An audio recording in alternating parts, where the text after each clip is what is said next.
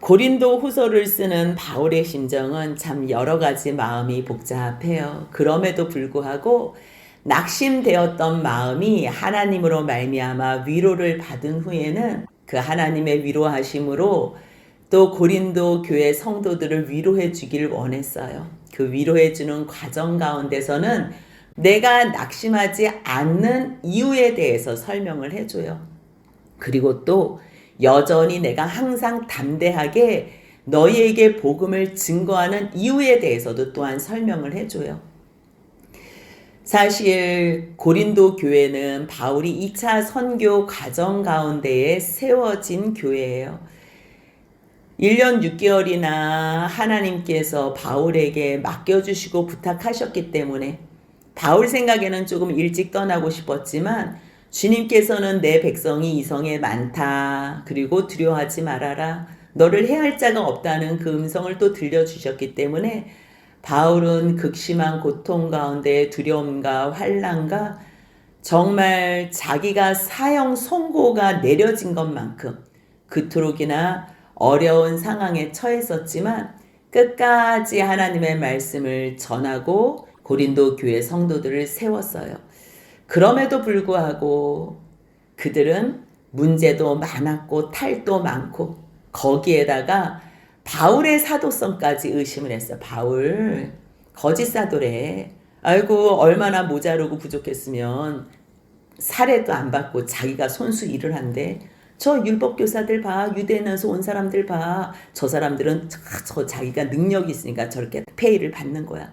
그러면서 페이 안 받는 것으로 말미암아 바울을 업신여기고 거짓 사도라고 그렇게 무시했어요. 그러한 모든 상황을 아는 바울은 사실 낙심할 수밖에 없고 모든 문제가 문제로 여겨질 수밖에 없었지만 바울은 하나님의 크신 위로하심과 자기가 이 일을 하는 것이 자기의 일이 아니라는 것을 또 한 번 확인하게 된 거예요. 내가 잘나서 하는 것도 아니고 내가 하고 싶어서 하는 것도 아니고 물론 하나님을 사랑하기 때문에 복음을 증거하고 싶지요. 하지만 이 모든 일이 하나님께서 자기를 사도로 부르시고 이방인의 복음을 위한 제사장의 직분을 주셨다는 것을 깨달아 알았기 때문에 바울은 그것으로 죽도록 충성한 거예요. 하나님의 사랑이 부음바 됐기 때문에 자기가 그 사랑이 예수 그리스도의 사랑이 강건함으로 말미암아 고린도 교회 성도들을 또 세우고 또 건면하고 또 강건하고 또 말씀으로 또 일으키려고 이렇게 애를 쓰는 거예요. 우리가 지난 시간에도 같이 나눴지만요. 바울이 낙심할 수밖에 없는 상황에서도 낙심하지 않은 이유가 여러 가지가 있다 그랬어요. 주님이 먼저 직분을 주셨기 때문이라 그랬고요. 그 은혜의 직분, 영광의 직분을 받은 자기로서 죄용섬의 은혜를 받은 바울은요. 사람 볼 때나 안 볼 때나 하나님 앞에서 모든 죄를 다 부끄러운 일들을 버렸다는 것을 고백해요. 그리고 또한 자기를 드러내기 위해서 복음 증거하는 것이 아니고 오직 예수의 주되심과 우리가 너희의 종되었다는 것. 그것을 증거하기 때문에 종같이 여겨? 기분 나쁠 일이 없어요. 무시해? 어차피 종은 그러한 존재인데 뭐 이러가면서 낙심하지 않을 이유를 말해요. 그 가운데서도 그것이 자기가 부족해서든지 모자라서가 아니라 나는 비록 질그릇 같은 인생이지만 내 안에 보배 되신 예수 그리스도께서 계시다는 것을 믿었기 때문이에요. 그것을 깨달아 알았기 때문이에요. 그래서 그 존귀한 예수 그리스도가 우리 가운데 있기 때문에 어떠한 상황에서도 사방으로 우겨쌈을 당하여도 쌓이지 않고 답답한 일을 당하여도 낙심하지 않고 박해를 받거나 거꾸로뜨림을 당해도 우리는 버림받아도 되지 않고 망하지도 않았다는 거예요. 그 가운데는요. 내 안에 예수 그리스도가 계시다는 거는 무슨 말이냐면 예수가 십자가에 죽으셨잖아요. 그런데 그분을 다시 부활로 살리신 하나님이 계시다는 거예요. 근데 그 하나님께서 예수를 살리신 것뿐만 아니라 우리도 다시 살리셔서 고린도 교회 너희와 함께 하나님께서 우리를 하나님 앞에 세우실 것이다. 이거에 대한 확신이 있었어요. 이 땅에 비록 고린도 교회로 있지만요. 그 교회는 하나님의 교회예요. 하나님의 교회지만 이 땅에 죄악된 교회에 하나님께서 그 교회를 세우신 거예요. 지금은 보잘것 없어요. 죄악이 가득해요. 하지만 예수 그리스도께서 교회의 머리 되신 그분께서 반석 되신 그분께서 교회를 세우셨기 때문에 음부의 권세가 절대로 이기지 못하는 그 결과를 알게 된 거예요. 그렇기 때문에 죽어도 산다. 죽어도 산다. 이게 얼마나 감사해요. 세상 사람들은 날마다 겉사람이 후패해지고 낡아지고 죽음이 두려워서 그것으로 낙심해요. 어떻게 하지? 어떻게 하지? 이렇게 하면 죽을 텐데 저렇게 하면 죽을 텐데 그 죽음이 엄습됨으로 말미암아 늘 낙심하지만 바울은 우리는 낙심하지 않는다는 걸 왜요? 겉사람이 중요한 게 아니야. 우리는 이 속사람이 날로 새로워. 너희는 환난 받는 것에 마음을 빼앗기고 낙심하지만 우리는 이 환난으로 말미암아 지극히 크고 영원한 영광에 중한 것을 하나님께서 이끄시고 만들어 주신다는 걸 알아. 그 말씀은요. 예수님도 똑같아. 예수님도 육체에 계실 때에요. 자기를 죽음에서 능히 구원하실 하나님께 기도를 했어요. 아들인데도 고난을 받는 과정 가운데서 그게 거저 고난을 순종할 수 없어. 그 고난이라는 거는 예수님께도 힘들었고요. 우리에게도 힘들어요. 모든 것이 그 환난은 우리에게 다 당하는 고통과 문제로서 무거워요. 그런데 하나님의 그 크심을 우리가 순종함과 기도함과 통곡함과 간구함으로 바랄 때에 주님께서 그 약속을 보여주시는 거예요. 그래서 고난으로 순종함을 배워요. 예수님이 하나님의 아들이신데도 고난을 당한다니까요. 그래서 그 고난을 통해서 온전하게 된다는 거예요. 온전하게. 마찬가지예요. 우리에게도 환난과 고난을 통해서 온전하게 만들어주신다는 거예요. 그래서 우리는 보여지는 것이 다가 아니야. 우리는 보이지 않는 것, 그것이 영원하기 때문에 우리는 낙심하지 않아. 예수님도 마찬가지. 우리는 예수님을 따르고 예수님을 믿는다는 것은 예수님과 같이 되기를 소원하는 마음으로 우리가 예배 가운데 나오는 거예요. 히브리서 12장 2절을 보면요.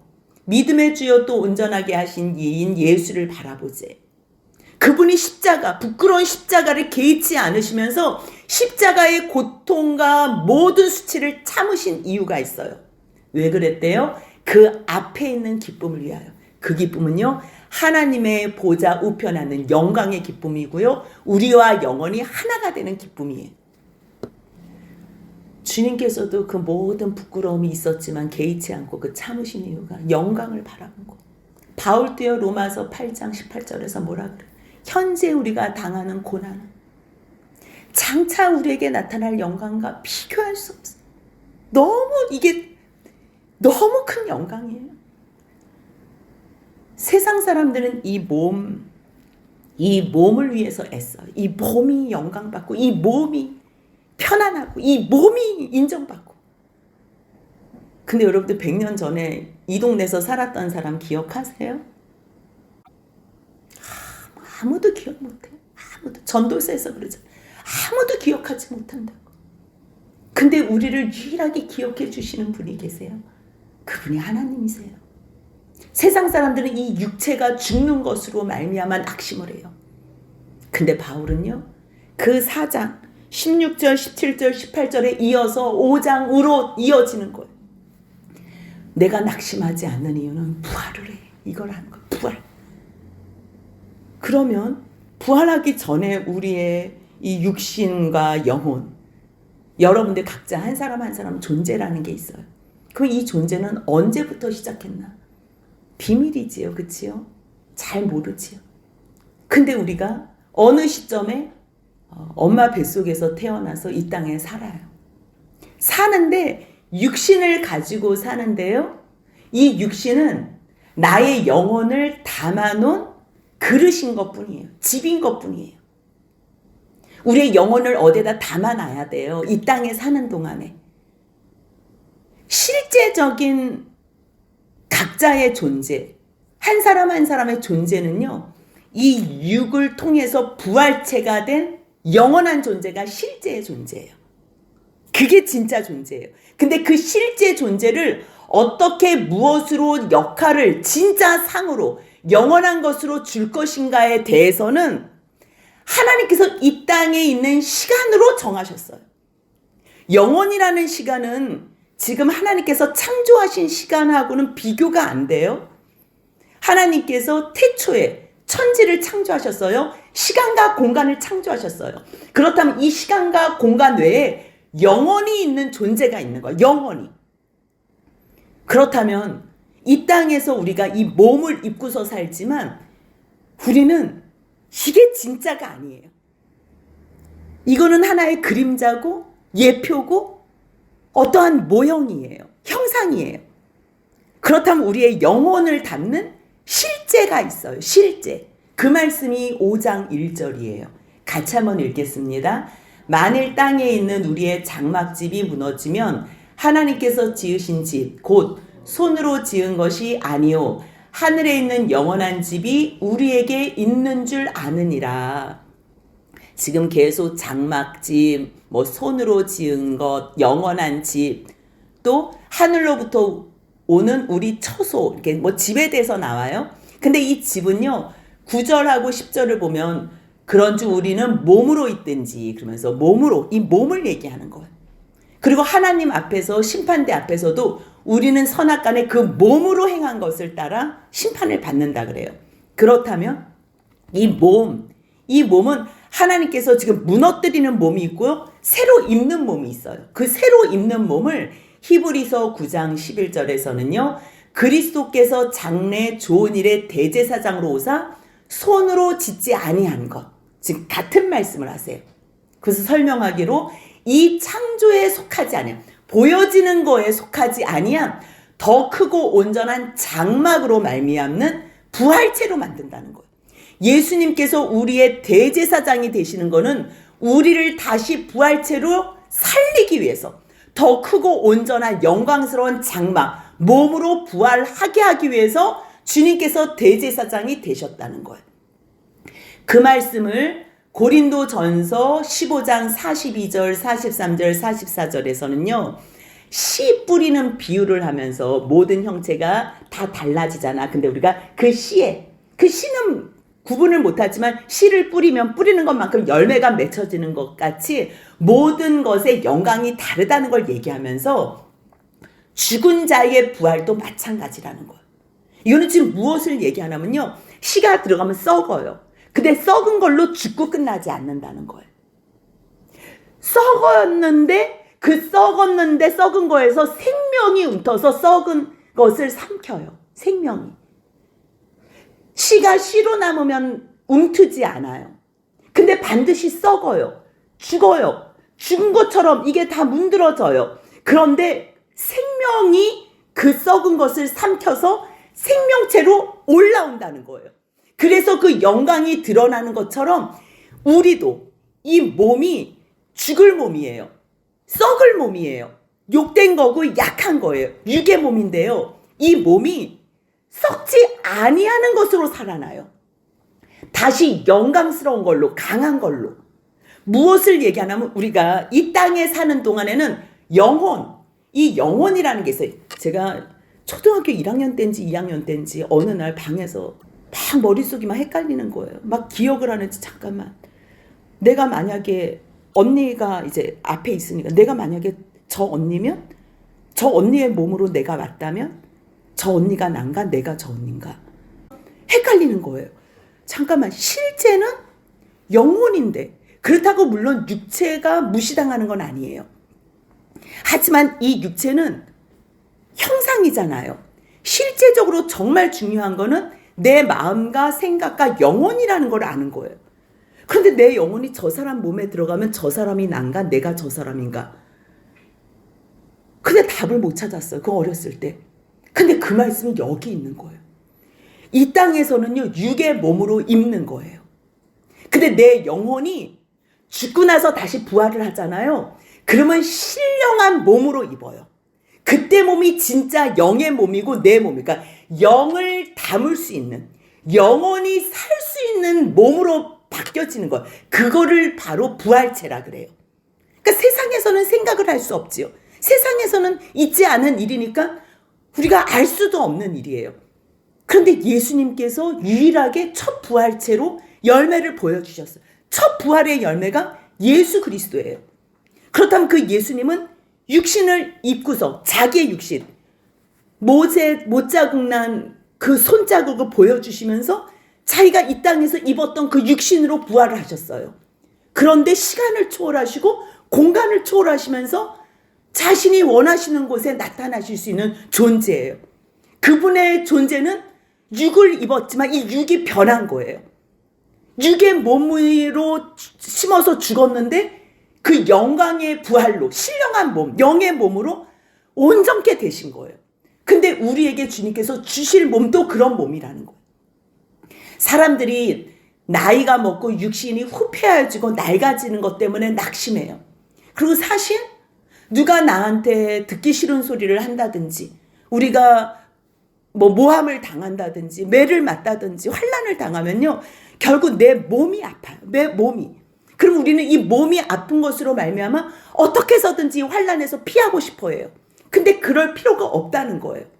왜냐하면 어차피 이 몸은 질그릇이기 때문에 보배만 드러나면 된다는 거예요. 어차피 너희는 죽어야지 산다는 거예요. 이 육신의 몸은 없어져야지 영광의 몸, 영의 몸으로, 부활의 몸으로 다시 입는다는 거예요. 그렇기 때문에 너희 장막집이 무너져도 속상해하거나 낙심할 필요가 없어. 왜냐하면 하나님께서 지으신 집이 있어. 하나님께서 우리 몸도 처음에 아담을 빚어서 지으셨잖아요. 거기에 후 하고 생기를 넣어주셨잖아요. 하나님의 생명이 들어갔을 때 우리는 하나님과 호흡하면서 생명으로 영원히 살 수 있는 존재로 만들었어요. 이 땅에서 사는 동안에 이 육신의 몸을 입고 살다가 그리고 들림 받아서 어느 날 예수님이 다시 오시는 그 재림의 날에 모두가 다 그 영광의 부활로 영의 몸으로 부활체로 만들어서 하나님 나라에서 영원히 같이 사는 게 하나님의 목적이었어요. 하나님의 뜻이었어요.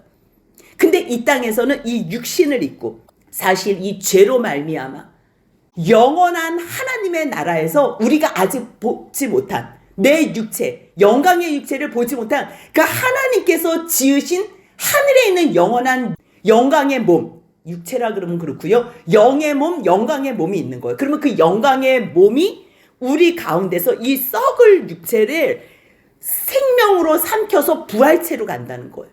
아까 제가 시에 대해서 비유를 했잖아요. 시는 살아있으면 싹이 트지 않아요. 얘가 죽어야 돼요. 근데 죽는 게 썩어져서 없어져서 완전히 없어지는 게 아니고요. 이것이 생명으로 삼켜져서 이 썩은 것이 다시 생명으로 완전히 다 살아나요. 이거는 너무 놀라운 신비예요. 똑같아요. 우리의 육체도요, 사실 이 죄로 말미암아 이게 죽을 몸이에요. 죽을 몸인데요, 생명으로 삼킨 바가 돼요. 그래서 하나님의 그러한 준비된 하늘로부터 오는 집, 하늘로부터 오는 영광의 몸을 입는 거예요. 그렇기 때문에 여기서 탄식할 때는요, 사실 이 죄로 말미암아 우리가 고난을 당하고 수고하고 무거운 짐으로 말미암아 우리가 탄식해요. 그래서 하나님 그 영광의 몸을 덧입길 원합니다. 덧입길 원합니다. 그러면서 간절히 사모하라는 거예요. 왜냐하면 우리가 이 육신의 몸을 벗어도 우리는 벗은 것으로 발견되지 않는다는 거예요. 우리는 영광의 몸으로 발견되는 거예요. 육신의 몸으로 우리가 하나님 안에 거하는 사람들은 영광의 몸으로 발견되고요.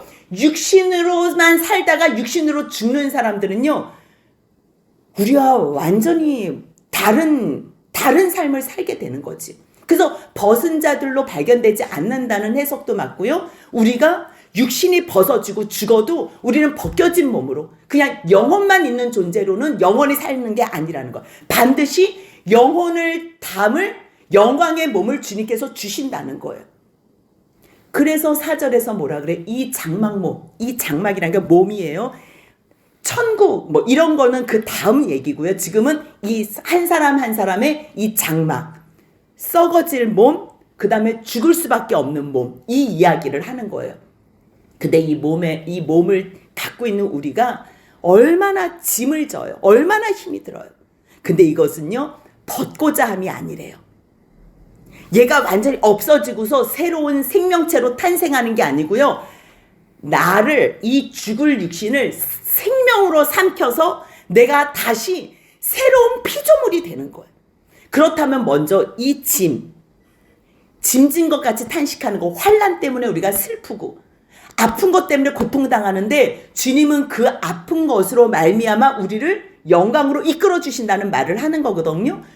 예수님도 똑같이 말씀하세요. 마태복음 11장 28절을 보면요. 수고하고 무거운 짐진 자들아 다 내게로 오래요. 쉬게 해주시겠대요. 근데 그 쉬게 해주시겠다는 게 수고하고 무거운 짐을 완전히 없애주신다는 말이 아니에요.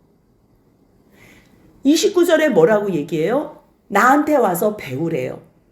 그러면 그 멍에는 쉽고 짐은 가볍게 배워서 너희가 잘 질 수 있게 도와주신다는 말이에요. 이 땅에서의 환난은요, 우리를 죽이려고 하는 환난이 아니고요, 이것이 얼마나 우리의 영광을 위해서 주님께서 허락하신 환난인 것을 아는 사람들은 짐진 것 같이 나 이거 벗어줘요. 나 이거 환난 벗어줘요. 나 빨리 죽고 싶어. 이런 얘기를 하는 게 아니라 잠깐 받는 이 환난을 통해서 상상할 수 없는 영광의 중한 것을 내가 누릴 수 있구나. 그것으로 나를 인도해 주시는구나. 그것을 주님께서 가르쳐 주시는 거예요. 그걸 안다면요, 절대로 수고하고 힘들지 않다는 거예요. 우리가 사랑하는 사람들이 있을 때는 그 사람을 중심으로 모든 나의 생각과 스케줄과 목적과 인생이 다 바뀌잖아요. 사랑하는 사람이 생기면. 사랑하기 전까지는 내가 제일 중요했어요. 근데 결혼을 하는 동시에 아내를 더 사랑하면 아내 중심으로 움직이고요. 남편을 더 사랑하면 남편 중심으로 더 움직여요. 그런데 이제 자녀가 태어나지요. 그러면 엄마 아빠가 이 자녀를 사랑하기 때문에 자기 인생이 없어진다니까요. 이 아이의 생명의 스케줄로 그 인생을 중심으로 움직이게 되는 거예요. 마찬가지. 그러면 가벼워지는 거고요. 수고가 안 되고 짐이 안 되는 거예요. 오직 사랑의 마음으로 할 때는. 그래서 주님께서는요, 그 모든 짐과 수고와 환난, 그것을 내가 생명으로 녹여서 생명에 삼킨 바 돼서 이 모든 것이 유익하게 생명으로 다시 탄생하게 해줄게. 그것을 가르쳐주는. 그러니까 바울은 이 고린도 교회 때문에 많은 마음의 낙심도 있었고, 정말 복음의 문이 열렸음에도 불구하고 그곳을 떠나기도 하고 마음이 상하기도 하고 여러 가지 어려운 일이 있었어요. 떠나고 싶기도 하고. 그런데 주님께서 그 1년 6개월 동안에 너무 많은 것들을 가르쳐 주셨고요. 그리고 또 떠나고서 3차 선교 과정 가운데서도 하늘의 영광을 너무 많이 보여주신 거예요. 그래서 이제 그 부활의 영광에 너무 확실해져서 나는 어떠한 일 가운데서도 낙심하지 않는다. 왜냐하면 우리가 죽는 것이 다가 아니야. 썩을 것이 썩지 아니함을 입고 죽을 것이 죽지 아니함을 입을 때는 고린도전서 15장 54절 사망을 삼키고 이기리라고 기록된 말씀. 그 말씀이 어디에 있어요? 이사야 25장 8절에 있어요. 사망을 삼키고 이긴대요. 사망이 그냥 없어지는 게 아니고요. 새싹이 돋으려면 이 씨가 다 썩어가지고 얘가 뿌리로 되잖아. 어떻게 해서든지 완전히 생명으로 삼킨 바가 되는 거하고 똑같이 우리가 하는 일이 죽을 일이고 썩을 일밖에 없는 이 육체로 말미암아 생명이 사망을 삼켜서요. 우리의 모든 얼굴에서 눈물을 씻기고 수치를 완전히 제거하시고 우리를 영광의 부활체로 우리를 다시 살린다는 거예요. 그래서 이사야 25장 8절에 사망을 영원히 멸하실 것이라. 이 멸하실 것이라는 해석이요. 삼키실 것이라. 사망을 영원히 삼켜요. 사망은 무엇이요? 생명으로. 그렇기 때문에 우리가 하나님께서 부활체로 우리를 다시 살리신다는 이것을 알기 때문에 하나님, 나 너무 괴로워요. 나 너무 고통스러워. 나 여기서 빨리 빠져나가게 해주세요. 이 내가 고통스러워서 탄식하는 것은 나 여기서 빨리 죽게 해주세요. 나 지금 세상에서 빨리 난 나가고 싶어요. 그게 아니고 주님의 그 은혜를 덧입으면 마지막 날에 부활체로 온전하게 생명으로 부활체로 영원히 주님과 왕노릇하는 영광의 몸을 입지만 이 땅에서도 그것을 소멸하면서 주님이 함께 하시는 것으로 말미암아 우리가 감당해낸다는 거예요. 근데 그것을 누가 가르쳐 주냐는 거예요. 보이지도 않고 아직 있지도 않은 일인데 그것을 누가 가르쳐 주냐는 거예요. 5절 같이 있습니다. 곧 이것을 우리에게 이루게 하시고 보증으로 성령을 우리에게 주시는 하나님이시래. 똑같은 말씀이요. 고린도후서 1장 21절 22절에 있어요. 하나님께서는요, 그리스도 안에서 우리를 굳건하게 하세요. 그리스도 안에서 우리를 살려주셨어요. 그리스도 안에서 우리를 의롭다 하셨어요. 완전히 거룩하게 하셨어요. 그런데 그것을 어떻게 알아요? 어떻게 알아요? 하나님께서 우리에게 성령을 보내주셔서 우리 마음에 인쳐주시고 우리 마음의 보증으로 깨닫게 하시는 거예요. 아멘으로 화답하게 하시는 거예요. 이게 우리의 자랑이고 하나님께서 우리에게 마지막 날 천국으로 이끌어 주신다는 보증 수표라는 거. 보증. 성령이 있지 않으면 그걸 내가 어떻게 알아? 내가 그걸 어떻게 믿어? 우리는 도무지 믿을 수가 없어요. 그런데 바울과 우리라고 써있는 이 우리, 이 편지에서 믿음의 사람들 어떻게 확신할 수 있어요? 이미 벌써 성령이 우리 심령 가운데 내주하신 거예요. 너희는 부활할 거야. 하나님께서 너희들을 영원한 영광으로 이끄실 거야. 죽어도 무섭지 않아. 우리는 죽어도 다시 살아나. 그때는 썩어질 몸이 아니라 영광의 몸으로, 영원한 몸으로. 얼마나 아름답겠어요. 그때는 우리가 서로 알아보면서 정말 주님을 찬양하지만 잘 견뎠다고, 그때 잘 견뎠다고 서로 응원해주고 서로 박수해주고 주님을 영원히 찬양할 것. 그 부활의 영광을 아는 바울이 그러기 때문에, 그러므로 자기는 항상 담대하다는 것. 낙심할 상황이 있고 좌절된 상황이 있고 문제가 많아서 거의 죽기 일보 전에 그러한 극심한 고통이 있을지라도 항상 담대하대. 항상. 왜냐하면 지금은 비록 몸으로 주님과 따로 있지만 우리가 그날에는 주님을 반드시 만날 거라는 거예요. 우리가 이 몸을 떠나서 주님과 함께 있는 것을 우리가 간절히 사모하지만 이거는 보이지는 않아요. 보이는 건 아니에요. 하지만 성령이 우리 가운데서 보증수표가 되시고 인쳐주셨기 때문에 믿음으로, 우린 보이는 걸로 행하는 사람들이 아닙니다. 몸으로 따로 있을 때는 정말 주와 따로 있는 것 때문에 우리가 여기서 충성을 다합니다. 여기서 사명을 감당합니다. 주님께서 주신 미션 우리가 다 감당합니다. 하지만 주님, 그래도 그날 우리가 다시 부활체로 주님을 만날 그날을 사모합니다. 정말 원하는 것은 이래. 8절 그러니까 담대하여 정말 우리가 원하는 것은 왜요? 이게 지금 죽는 게 이게 죽음이 끝이 아니라는 거예요. 차라리 몸을 떠나면 이 육신, 이 새하는 이 장막 보이는 세상 사람들이 이 몸 하나를 위해서 모든 에너지와 모든 시간과 모든 정성을 쏟지만 부활의 영광을 아는 사람들은 이 몸이 아무것도 아니라는 거예요. 이게 완전 차원이 다른 거예요. 그러니까 우리는 빨리 죽고 그냥 주님하고 있는 게 사실 그때 영원한 영광의 몸으로 우리는 다시 내 영혼이 입혀지기 때문에 내 걸로 영원히 살기 때문에 나는 차라리 그것을 원합니다. 그렇기 때문에 이 세상에서 환난당하는 거 죽음의 공포 없다는 거예요. 담대하다는 거예요. 낙심하지 않는다는 거예요. 그래서 또 한번 고백해요.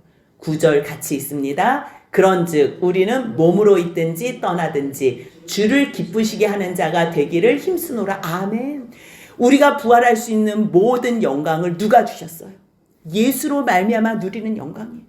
하나님께서 아무리 계획하셔도요, 예수님이 순종하지 않으셨다면 우리는 그 영광을 누릴 수가 없어요. 근데 예수님께서 그 모든 부끄러움과 모든 수치를 십자가에 참으시면서 모든 고통과 그 모든 수모를 참으시면서 순종하셨기 때문에 우리가 그 영광을 누리는 거예요. 우리를 위해서 죽어주신, 우리를 위해서 이 땅에 오셔서 모든 질고를 당하신 예수님이 계시는데 이 몸? 죽으면 우리는 더 큰 영광이 있는데 그러니까 살아있을 때는 주님을 위해서, 죽어도 우리는 주님을 위해서, 어떤 상황에서도 우리는 주님을 기쁘시게 하는 자가 되길 원합니다. 그렇게 고백하는 거예요. 그러면서 바울은 이 몸을 입고 있을 때, 이 몸을 입고 있다고 이 몸이 부활체가 됐을 땐 변하잖아요. 변해도 우리가 심판대 앞에서는 영혼으로 우리가 하나님 앞에 심판을 받는 게 아니에요. 우리의 육체로, 이 땅에서 우리의 육을 입고서 우리가 육으로 행했던 모든 일로서 그리스도의 심판대 앞에 서는 거예요. 우리는 마음으로만 믿으면 된다 그러잖아요. 그리고 행동은 아무렇게나 해도 된대잖아요. 아니에요. 그거 잘못 가르쳐주고 잘못 배운 것 때문이에요. 예레미야를 지금 계속 몇 달째 보고 있는데 모든 말씀이 다 그래요? 모세 율법이 그렇고요. 주님께서 뭘 말씀하세요? 율법을 주시고요. 너희가 그렇게 살면 복을 받고 그렇게 살지 못하면 저주를 받는데요. 하나님을 사랑하면요, 하나님의 말씀을 지킬 수밖에 없어요. 연애할 때 사랑하면 그 사람 말을 들을 수밖에 없다니까요. 모든 삶이 그 사람 중심으로, 내가 싫어하던 것도 좋아지게 되고요, 내가 불편하던 것도 그 사람 위해서라면 다 맞춰준다니까요. 어떨 때? 사랑할 때. 근데 문제는 뭐예요? 사랑이 식으니까 문제예요. 사랑이 식으니까 해줘야 될 것도 하기가 싫어요. 당연해야 되고 더 지극히 해야 될 건데도요, 마음이 해이해지니까 사랑이 그게 사람의 한계예요. 하지만 주님은요, 우리를 영원한 사랑으로 품어주세요. 영원한 사랑으로 사랑한다고 고백해 주셨어요. 그 사랑을 아는 우리들이요, 천국에 가서 뭘 잘하는 게 아니에요. 이 땅에서. 그래서 이 땅에서 선악간 그 몸으로 행한 것을 따라 그리스도의 심판대 앞에 반드시 드러나기 때문에 나는 사람의 옳고 그름 그거 중요하지 않아.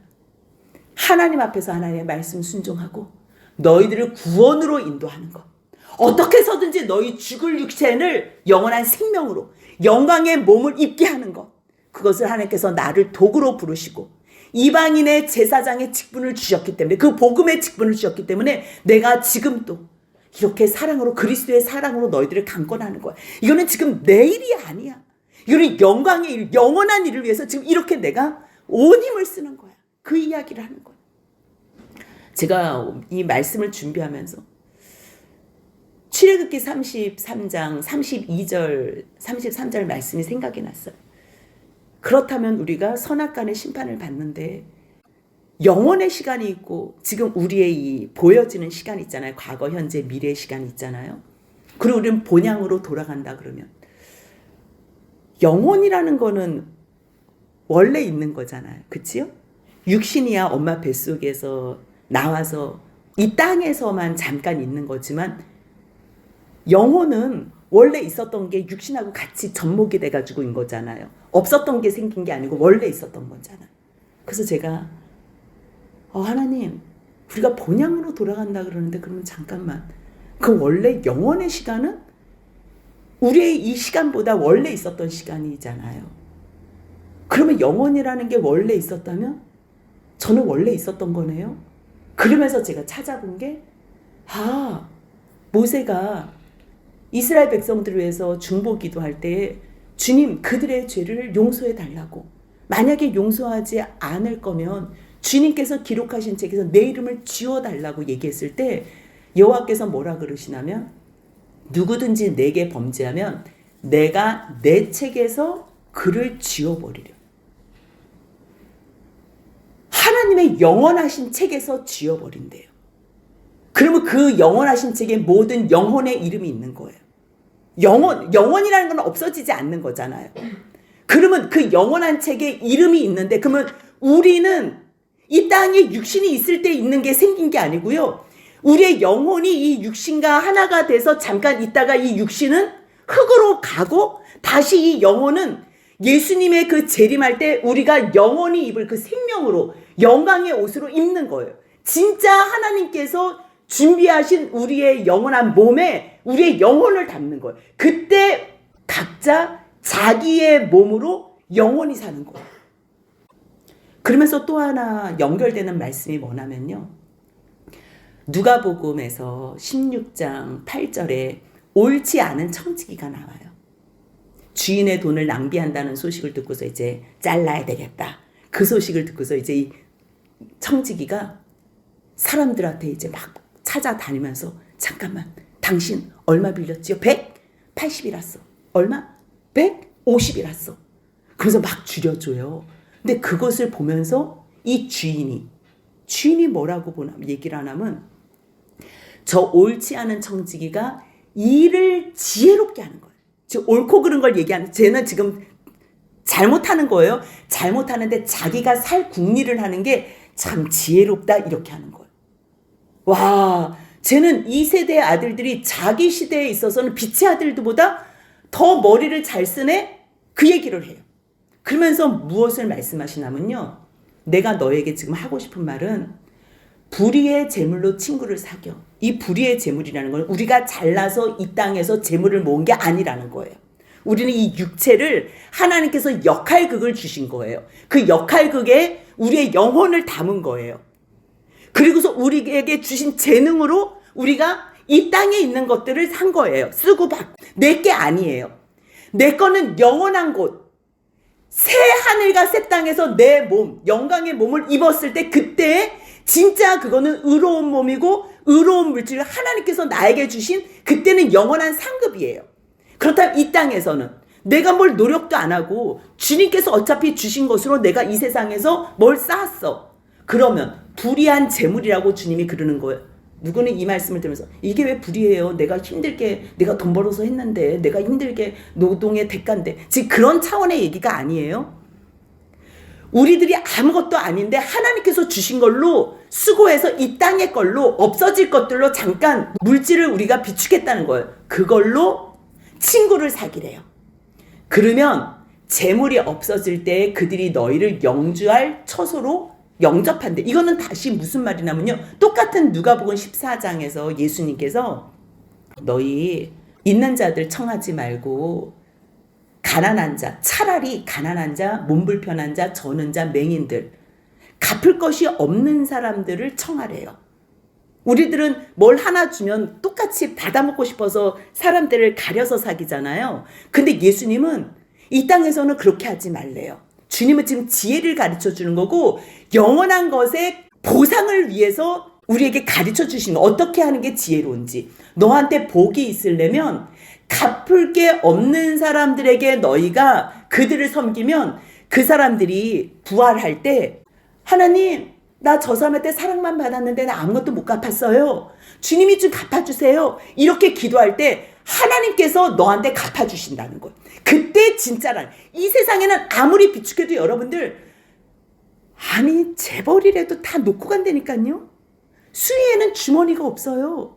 아니 몸도 화장이 돼가지고 요만한 그냥 땅 속에 흙으로 묻혀. 여러분들 많이 보셔서 알잖아요.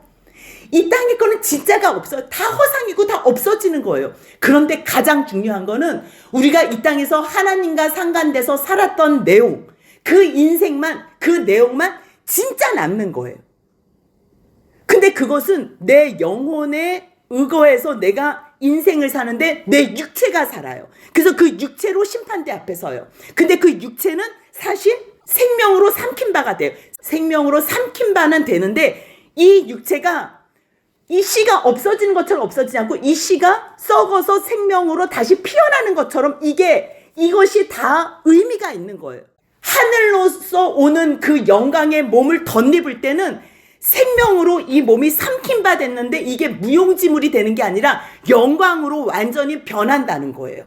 그래서 우리가 이 몸으로 하나님 그리스도 앞에, 그리스도의 심판대 앞에 서게 되고, 의인들의 부활 시에 정말로 하나님께서 갚아주신다는 거예요. 그래서 주님께서 뭐라 그러시냐면 16장 10절에 지극히 작은 것에 충성된 자, 이 세상에서 작은 것 맡겨준 거에 충성된 자는 영원한 아버지 하나님 나라에서 큰 것으로 맡길 때 똑같이 충성한다는 거. 이 땅에서 자기 멋대로 충성스럽지 않고 불의하게 살았는데 천국에서 바뀌어, 이런 일은 없어요.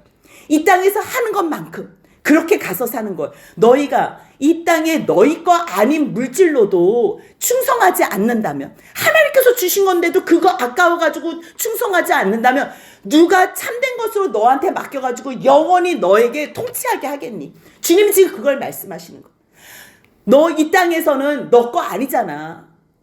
너가 잘나서 그렇게 생기거나 너가 잘나서 똑똑하거나 너가 잘나서 지혜로운 게, 내가 잠깐 역할 준 거거든?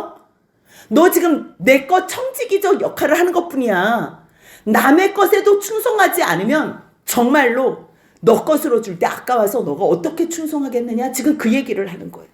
그래서 이 말씀의 마지막 포인트가 뭐냐면요. 지파인이 두 주인을 섬길 수 없어. 이를 미워하거나 저를 사랑하거나 이를 중히 여기고 저를 경히 여기거나 하지 둘을 똑같이 사랑할 수는 없거든. 너희 세상에 재물이 좋아? 물질이 좋아? 너희는 하나님과 재물을 겸하여 섬길 수 없어. 이 말씀을 하시는 거예요. 바울은요. 이 세상에서 모든 부귀영화를 다 누리면서 살 수 있었어요. 근데 그거를 배설물처럼 여겼어요. 왜요? 영광의 자기의 몸으로 덧입는 그 영광의 몸을 알았기 때문이에요. 누가 가르쳐 줬어요? 예수 그리스도께서 자기의 마음을 든든하게 하시고 성령께서 보증이 되시고 확증이 되시고 하나님께서 부어주신 그 마음이 계셨기 때문에 바울은 이렇게 확신에 차서 너희들 부활체를 생각하며 이 땅에서 낙심하지 마. 오직 주님 안에서 살아도 주를 위하여 죽어도 주를 위하여 주님만을 위해서 살아. 그래서 11절에서 우리는 주의 두려우심을 알므로 이거는 무섭다는 얘기가 아니고 경외 크시고 영광되심을 알기 때문에 우리가 너희에게 권면하는 거야. 여러분들 이 말씀을 들으세요. 여러분들 이 보여지는 이 육의 몸 죽는다고 후패한다고 낡아진다고 속상해하지 마시고 우리는 보이는 것을 따라 행하는 사람들이 아닙니다.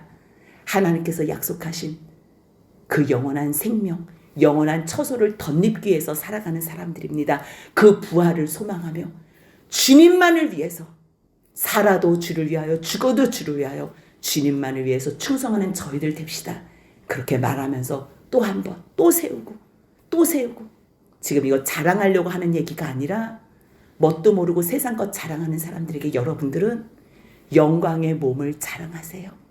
그래서 1절부터 10절까지 그 영광의 몸에 대해서 이야기하는 거예요.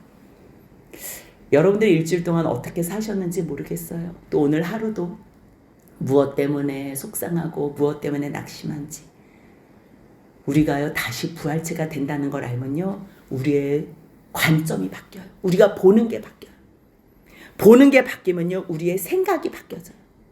내가 전에는 세상에 어떤 게 중요하다고 거기에 가치를 뒀어요. 근데 이제는 가치관이 바뀌어지는 거예요. 가치관이 바뀌어지죠. 중요도가 바뀌죠. 그럼 우선순위가 바뀌어요.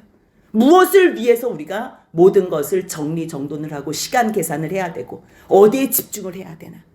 그랬을 때 우리가 정말 참다운 복을 누리는 그 목표를 향해서 달려나갈 수 있는 힘이 있다는 것. 그래서 첫 번째로 자꾸만 제가 예배로 초청하는 것은요. 우리의 눈이 무엇을 보는지 우리의 귀가 무엇을 향하는지를 그거를 맞춰 조준해 드리고 싶은 거예요. 그랬을 때 가치관이 바뀌고 그렇게 되면 우선순위와 우리의 모든 전부순위가 바뀌고 우리의 인생이 하나님을 위하여 영원한 영광의 그날을 위하여 살아갈 수 있다. 그게 진짜예요. 진짜. 그것만을 위해서 같이 가자고 이렇게 오늘 또 권하는 이 시간에 아멘으로 화답하는 저와 여러분들 복된 삶이 되시길 주님의 이름으로 축복합니다. 아멘.